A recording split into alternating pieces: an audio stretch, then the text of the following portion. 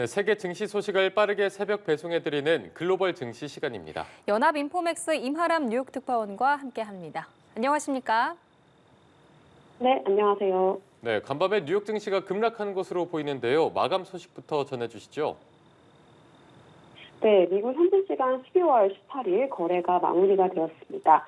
미국 증시 3대 지수는 모두 하락해 질린 모습인데요. 주요 3대 지수 모두 2% 중반대에서 3.5%대까지 큰 폭의 낙폭 기록했습니다. 특히 다우지수 같은 경우는 전거래일 대비 무려 1,100포인트 이상 급락하면서 전거래일 대비 2.5% 폭락했고요. 기술주 중심의 나스닥 지수는 전거래일 대비 무려 3.5% 급락했습니다. S&P 500 지수 전거래일 대비 2.95% 내렸고요. 이로써 이제 S&P 500 지수는 6천 선을 내주게 되었고, 나스닥 지수 역시 2만 선을 내주게 됐습니다. 다우지수 기준으로는 오늘까지 10거래일 연속 하락세가 나왔습니다. 이렇게 오랜 기간 다우지수 하락한 것은 1974년 이후 처음 있는 일입니다. 월가의 공포지수로 불리는 빅스 지수는 전일보다 무려 75% 가까이 폭등하면서 27선으로 올랐습니다. 오늘 사실 미국 연방준비제도의 금리 인하로 인해서 시장은 무난하게 강세를 보일 것으로 예상이 되었는데요. 웬걸 이제 연준이 약간 매타적인 색채를 드러내면서 오히려 시장이 공포로 얼어붙게 되었습니다. 주식시장뿐만 아니라 국제금융시장에 요동쳤는데요. 우선 미국 달러화 지수가 108선으로 폭등하면서 2022년 이후 2년 만에 가장 높은 수준으로 가치가 튀어 올랐습니다. 미국의 주요 국채금리도 급등하는 모습을 보였고요. 미 10년물 채권 금리가 4.5%를 터치하는 등 채권 시장의 tum에도 동시에 펼쳐졌습니다. 네, 오늘 뉴욕 증시가 이렇게 큰 폭으로 조정을 받은 이유가 뭔가요? 네, 오늘 사실 시장에서 가장 주시하고 있었던 재료는 미국 연방준비제도의 올해 마지막 통화정책 결정회의 FOMC였습니다. 시장은 연준이 오늘 회의에서 금리를 25bp 인하할 것으로 확실시하고 있었고요.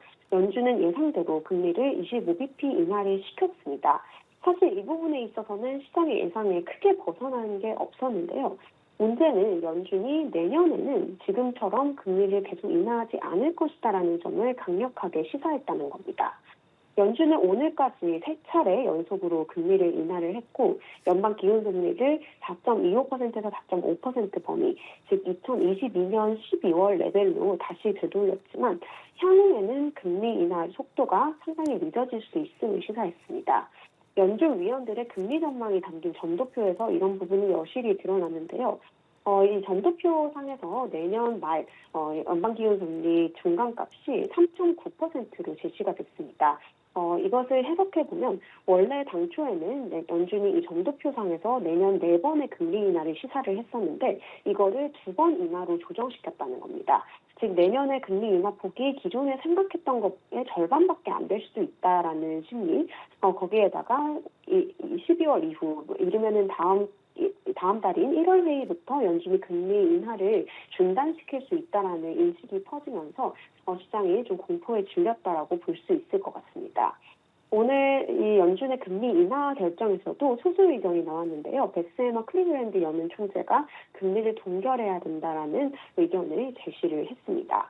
전체적으로 오늘 연준의 FOMC 결과 그리고 제롬 파월 연방준비제도 의장의 발언이 상당히 매파적으로 읽히면서 투자자들은 연준이 매파적인 발톱을 드러낸 어떤 FOMC였다라고 평가를 하고 있고요. 이에 따라서 주식시장의 투매가 펼쳐졌습니다. 네, 그리고 주요 업종과 종목 소식도 함께 전해주시죠.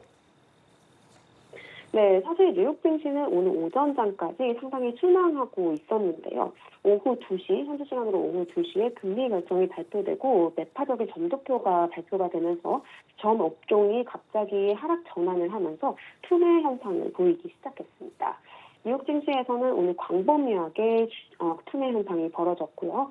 이거를 비유해보자면 S&P 500 지수를 구성하고 있는 종목 500개 중에 10개 종목 중 9개 종목이 하락하는 10대 9의 비율로 주가가 밀리는 이런 흐름이 펼쳐졌습니다. 대형주, 중소형주, 기술주, 반도체주 막론하고 모두 큰 폭으로 밀리는 모습 보였는데요. 러셀 2000 지수 중소형주로 구성이 되었는데 4%대 급락을 했고 필라델피아 반도체 지수도 3.8% 급락을 했습니다.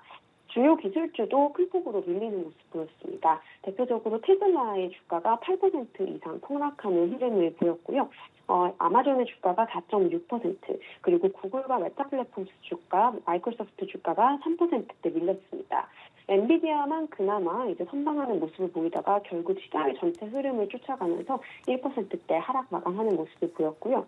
브로드컴의 주가도 7% 가까이 밀렸습니다. 오늘 장 마감 이후 반도체 기업 마이크론이 실적을 발표를 했는데요. 마이크론 같은 경우는 회계연도 1분기에 이 순이익이라든지 매출은 시장 예상치를 살짝 상회했지만 향후 전망치가 부진하게 나오면서 지금 시간 외거래에서 주가가 10% 넘게 밀리고 있습니다.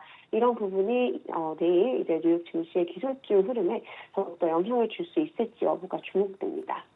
네, 글로벌 증시 상황 알아봤습니다. 연합인포맥스 임하람 뉴욕 특파원과 함께했습니다.